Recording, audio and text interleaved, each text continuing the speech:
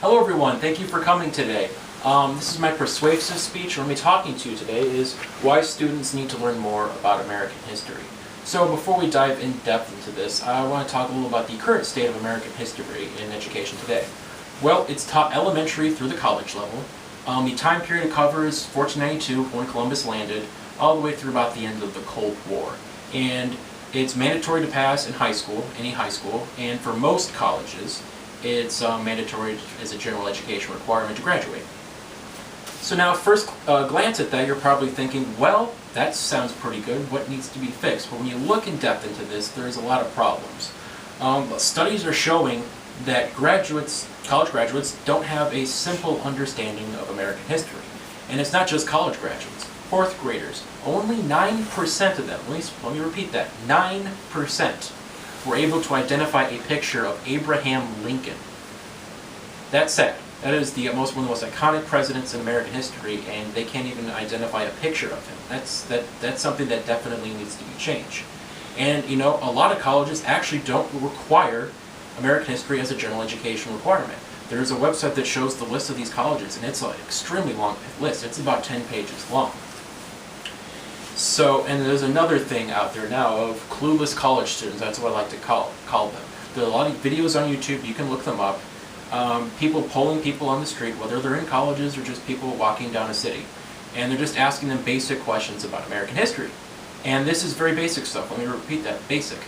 Who won the Civil War? Who was our first president? Just very simple stuff like that, and people can't answer them.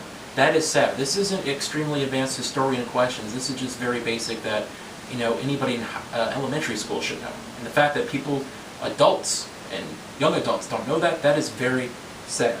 But once again, these surveys, they were able to answer who Brad Pitt was married to, whatever the Kardashians were doing. So they're valuing pulp culture celebrities over American history. That's very sad. And another thing I'd like to tell you about is the History Channel. I know it's a little bit off topic, but just bear with me here. Anybody who has a cable package on TV probably gets this channel. And for a long time, they were very good. They showed a lot of interesting historical documentaries. I watched a lot as a kid, and that helped me get into history. They were very good. But about 7-8 years ago, they started to fall off. They focused more on these reality shows, like about Pawn Stars, all that stuff, and they're very loosely based on history. There's not a lot there, and you don't really learn a lot about history.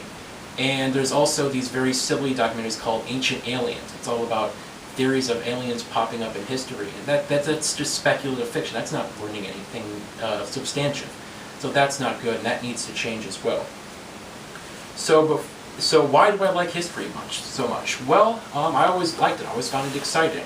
My parents can vouch for me when I say this, is that my grades in high school were very erratic. I called myself an alphabet student. I got A's, B's, C's, D's, and E's. I was all over the place. But the one place where I was consistent, the one place where I was always good, was in history. I got A's and B's. And I always enjoyed it because I always found it interesting. I always liked reading about these historical figures. And I went to museums a lot that helped strengthen my understanding of these courses. And movies, a lot of movies are about American history. I love reading those, looking more into depth about that. That's why I really like American history. Now, let me talk a little bit about, what do I propose? What do I think should change? Well, the stronger emphasis on American history is the general idea of what I'm trying to talk to you about today. How do we do that? Well, you need to make it a general education requirement throughout all colleges. No matter what kind of college it is, you need to take this class and pass it in order to graduate and get your degree. Also, to pass these classes, you have to do more emphasis on written assignments. This shows that you understand what you're talking about.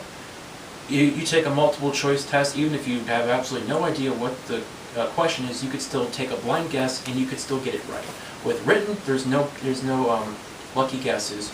You have to know what you're talking about in order to get it right. You do a lot of those. That'll show the students that they have a stronger understanding up here of American history. Also, it's not just writing stuff. Make it more interesting. Get them out of the classroom. The way you can do that, go to a museum. This one right here is the National Museum of American History in Washington, D.C.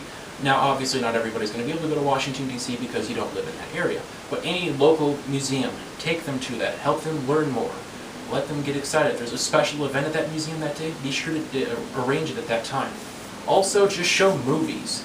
A lot of movies get kids interested. There's a lot of American history movies out there. Just show them anyone, and you can have a discussion, encourage more in depth about what's right about that movie, what did they get it right, what did they get wrong. That could also get them more interested. And just let them encourage further research, even after the class is over. Tell them if you're more interested about the subject, be sure to read these books or check out these documentaries. Just by placing that little emphasis, they could really get students more interested. Now, what would this accomplish exactly? Well, they would students and children would see it as fun and interesting instead of dull and unimportant. The classic phrase is, "Why do I need to know this? I don't care." Well, by placing this emphasis on history, taking them to trips and doing all this fun stuff, it would get them interested. And they do see why it's important. They do care about this, and that is why it should be important. And also, maybe it sparks a fire in here that they didn't even know they had. Maybe they want to pursue a degree in history that they never knew they wanted to. And that is also why it's important. Now, in conclusion, just some wrapping up some final thoughts here. Our educational system is failing in a lot of things, but the thing I want to talk today about is American history. I mean, like I said earlier, those YouTube videos are embarrassing. I mean, grown adults don't even know the most basic of our history. And that needs to change immediately, because I want to close with this one final thought here. How can we learn in the future if we don't know anything about the past? How can we fix mistakes if we know nothing about what they were in the past? That is what we need to fix, and that is why I think American history is very important. Oh, well, now we've reached the Q&A session of my speech, so does anybody have any questions for me? Yes, I have one question. Yes, go ahead. You were discussing the dilemma at the high school level, and you noticed the positive, everybody's required to take American history, but the negative is that they tend to be geared towards just simply passing the test, and the history doesn't stick. And you made some suggestions on how to make it stick. Field trips, for instance. Can you expand on that and then give some other suggestions? Oh, well, I mean, I think the main thing is in high schools is that it's just about, like you said, memorizing stuff. And when people are like that, they're in that mentality of let's just get this over with so I don't have to take it anymore. And I think, like I said earlier, with the museums and just other fun things, encouraging hands-on, doing some activities in the classroom, that'll always, give students that stimulus to help them understand and make it seem not as just this thing they have to get done in order to go on to other things, but something that's interesting and fun. Hope that answers your question. Any more? Yes. Yes, I have a real problem with trying to force science students at college level in taking American history. I don't see the relevance. You should have gotten it in high school. And we have so many classes to take. We have to take sciences, we have to take physics and chemistry and biology and algebra and calculus and trigonometry, and there's no time to take all these, what I think should be elective classes. Can you tell me why we have to take those classes in college? I understand lower grades, I understand college. Oh, well, I mean, you bring up some good points. And I would like to add what you said is that we're also failing badly in math and science. And so, and I understand where you're coming from is that, well, as a doctor or something, why would I need to learn about American history? But what to counter what you're saying is that a lot of great important events in American history involve some things involving science, such as the space race. A lot of great scientists involved in that help us compete with the Russians. And that's something they can definitely learn about. And if you're a scientist, you want to learn about, say, engineering or rocket science, for example, that's an important part that can help you learn along the way. And say if you want to learn more about the medical field, well, there's somebody like as Jonas Salk, well, the reason why we don't have polio today, another important figure in American history. So I think there are things in American history that can relate to people who are looking to do more of the science-related things more than the history-related. But you're talking about more political events in history. You're not talking about science so much. In American history, you learn more about political events. Why do we have to take that? If you're in the science, if you're in the humanities and you want it as elective or you want it as your core class, then take it. Why does a science person have to take it? I'm sorry, I just don't get it.